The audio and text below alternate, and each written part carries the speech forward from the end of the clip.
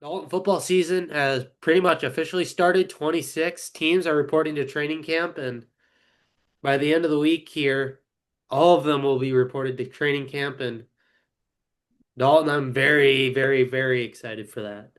I am probably the most excited I've been for a fall for this fall in many years. I'm so excited for this season. I mean, NFL in general. I mean, it's going to be there's a lot of really good teams this year. I mean, I feel like any team, a lot of teams, could just as much. I mean, I don't feel like there's a clear top dog right now. I mean, it's obviously early, but looking at all the off seasons, I mean, this is going to be probably the most fun-filled NFL season we've seen in a long time. Yeah, I mean, I think you know who is going to be up there, and I think, but it's like you know who's going to be up there, and I think there's quite a few teams that are going to be up there, so I think that's what makes it the most exciting. And like, there hasn't been too many injuries yet, knock on wood, obviously early into the process now, but like not many carryover injuries or anything. Like Mhm. that will be good, and like sounds like Darrisaw might not even be on the PUP list, any of those guys, so that would be a good benefit, nice reward to have in there because believe it or not, left tackles are pretty valuable in the NFL. Yeah, especially with a young quarterback and JJ McCarthy, he can use his backside being protected by a mammoth like Darisaw. Yeah, I mean, I'm excited for it. I mean, I'm very excited for the Vikings. I think they've made the moves that they needed to make this offseason. And Mhm. even some of them they didn't need to make. They didn't make the moves they didn't need to make. They didn't need to re-sign Sam Darnold to a big extension. I felt like Yeah, I agree. they needed to sign interior offensive linemen, did that, and just overall get healthy. Re-signed Andrew Van Ginkel. That was big. I'm a big fan of Gink, and that was probably my favorite re-sign of this past offseason here for the Vikings. They're still going to be good. Like the Lions are going to get healthy, and like I Right. still they still have an unbelievable amount of talent on that team. Like Mhm. Packers are always going to be the Packers, and like eventually the Bears have to be decent, right? I mean, for Caleb Williams, I mean, I've always kind of thought, this is probably the year that for second year quarterbacks, this is probably going to be the year that tells us a lot about them. Because, I mean, as a rookie, I mean, he had a typical rookie year. He struggled. You saw a lot of things he can improve on. So it'll be interesting to see the adjustments he made. And typically, as an organization, you see what you need to address in the offseason to help your young quarterback. So I'm interested to see what Chicago did there to help him out. And I mean, the NFC North's going to be stacked again this year. They hired Ben Johnson. That's what they did to help him out. That is true. Like that was definitely one of the things that held Chicago back last year was the offensive play calling. So I feel like that's not going to be a problem this year. Get some line protection. They re-signed Ryan Pace, whether you liked it or not. He got his extension, so he's going to be there to architect the team for a while. And like, yeah, that's just the NFC North. Like, there's Right. seven other divisions. Like, AFC North is going to be really good. Mhm. Every division, I think, has a power in it besides maybe one or two. Right. And I mean, you look at the NFC West too right now. Um, After the season that Sam Darnold had with Minnesota last year, he honestly signed a big contract with the Seahawks. And you throw in, I mean, the Rams are always going to be tough. Arizona, I mean, Kyler Murray, if he's healthy, I mean, he's gonna make the Cardinals a very tough team. And yeah, even that division's going to be tough. And I'm excited. Yeah, I think it's going to be a fun NFL season. Like, hopefully nobody gets hurt. We were going to have a fun one. I think it's going to be real competitive, and ultimately, it's going to end up with the Chiefs playing the Eagles in the Super Bowl. Probably, unfortunately. I would love to see, as much and as I hate Stephon Diggs just because of the way he was kind of deep at the end of his time with the Vikings, I would love to see the Bills knock the Chiefs off finally. Yeah, I mean, the Bills, yeah, one of those teams, whether it be the Ravens, the Oh, Patriots, Ravens, even Patriots, like, it'd be Steelers. interesting who Yeah, they'd root for. People would root for Stephon Diggs and the Patriots. right. I mean, it's like Oh, cool. I forgot he's on the Patriots now. Oh my goodness. Yeah, yeah. I mean, that was the whole controversy. OTAs. He was having a little more fun than OTAs. Oh my goodness. I'm behind a little bit there. Yeah, Oops. it's all right. I mean, we didn't get anything for Diggs, did we? Uh, I feel like we got the Justin Jefferson draft. Yeah. Yeah, I feel like we did all right there.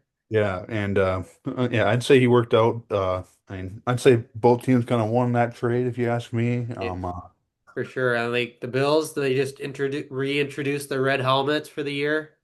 Awesome. Gonna Yes. wear the throwbacks too, like for the last year at Highmark. So Mhm. we're kind of seeing the era, like teams reintroduce their throwbacks, and like I as someone, I love throwbacks. I do too. I am a huge fan of throwbacks. Do you have a favorite? I always loved New England Patriots red jerseys. The Pat Patriots. I think Yep. they announced they're gonna wear some of those this year.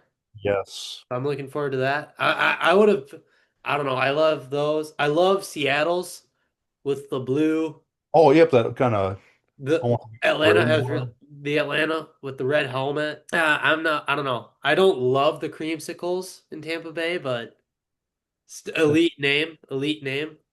I was also always a big fan of the OG Rams helmets, Right. those jerseys, and But they started incorporating that more into their actual logo, which I think would be something really cool to see from the NFL is like old colors mm, and like old jersey designs with the new logos. mm, 'Cause I feel like jerseys have gotten worse throughout time, but logos have gotten better. Like the Falcons logo got a lot better when it wasn't so dopey. right.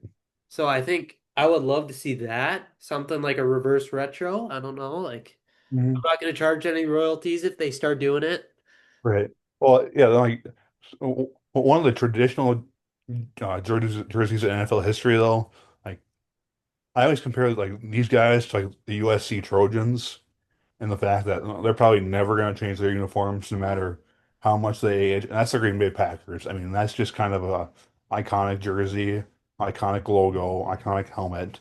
Right. And Like I don't know if it's just my eyes or like what it is, but when they play in Dallas, those jerseys just look so good in Dallas. I don't know what it is. Like I mean, every jersey looks good in Dallas. I don't know. Theirs just looks immaculate there. I don't know if it's just the sunlight or whatever. Mhm. Plus, it's just funny watching the Cowboys lose, and they're Yeah. usually losing to the Packers. Sometimes in the funniest way possible, whether it Mhm. be blown out as a two seed or having a guy toe drag. I don't know. It's just I could talk to about jerseys for a while, I feel like I could too. but I don't know. I don't not the time or the place, I guess. Like maybe we'll do like a jersey ranking down the road. Yeah. Speaking of jerseys, this particular team had quite a few jerseys. I don't think this team wore the same jersey for a single game last season. That was the Bemidji State Beavers, actually. I was able to talk to one of my sources up there. He lives in Ohio now, but he'd be willing to come on and go through some film with us and talk about that Bemidji State defense from last year. I mean, they were arguably one of the best defenses in all Division Two. I talked to him this past week, and he wants to come on and talk some football, and whether it's NFL, college, or even a little bit of high school. Kind of do some in-depth film stuff with us, which I thought was awesome. So stay tuned for getting Cade Barrett on here to maybe talk some defensive stuff. I mean, you and I are kind of offensive geniuses, but having a defensive guy would be pretty cool. Yeah, for sure. Especially like having it from the player's perspective. Like that's something I just don't have. Watching Right. him breaking it down, and I think no, that'll be something to look forward to, and like something I'm very much looking forward to. Pick his brain a little bit on the D Mhm. line. Maybe know a little bit more on the back end, but I know he'll do very well, and he's very well spoken. I mean, Mhm. probably the best speaker in the Barrett family. Probably a good number two, I'd say. Sure, sure. We'll keep it that way. But I don't know. I don't know. I like BSing with Cade. And Dalton, like kind of some other football news. The head of the NFLPA, Lloyd Howell, has resigned from his post. Uh, this isn't looking good for him. He's under investigation for some charges he made, mostly pertaining to adult entertainment used at the NFLPA's expense, and that's just not a great look, especially. being the player's representative. Damn. That's all I gotta say is damn. Yeah, yeah, it's yeah. I mean, yeah, I don't know. So it's like it's kind of highlighting the worst of the NFLPA, if you ask me. Like former players, a lot of former players for sure are coming out against it and like kind of sharing their horror stories with the NFLPA. Mm. I've heard a lot of good and unfortunately a lot of bad about the NFLPA. I don't know. It's some players are definitely for it, and some others are. And you can hear stories out there against it. So It all depends how they look at it, I guess, and like if they enjoy some of the tactics or not that the NFLPA employs, and like that could be a problem. Like, yeah, obviously, like you can't be doing this on the NFLPA's dime. Do that on your personal dime. right, Because Mr. Howell had already, his firm had already been in like multi-million dollar fraud cases, so it's not like he's been immune to this his entire life and like he's experienced this before and it sucks like he has to go put more people through this now. yeah, dang. Speaking of NFL, we had a very interesting person who retired today, the Honey Badger, Tyrann Mathieu, announcing he's hanging up today, as well as Phil Rivers. So, And another Charger, Mike Williams, also hung it up this week. So it's like Philip Rivers, I could he just is officially retiring. Like I think right. he signed a 1 day with the Chargers, retired as a Charger. Mhm. Like he's been out of the league for a few years. I'm surprised like he's took him this long to officially retire. Right, But Tyrann Matthews and Mike Williams are much more of a surprise to me. Like they had relatively short careers. Tyrann Matthew, I think, is in his 12th, 13th season. Mike Williams, 7th, 8th season. So it's not like he's played like that super long time, but it's also weird that they do it now, like right at the start of training camp, like not right. during the end of the season. Mm.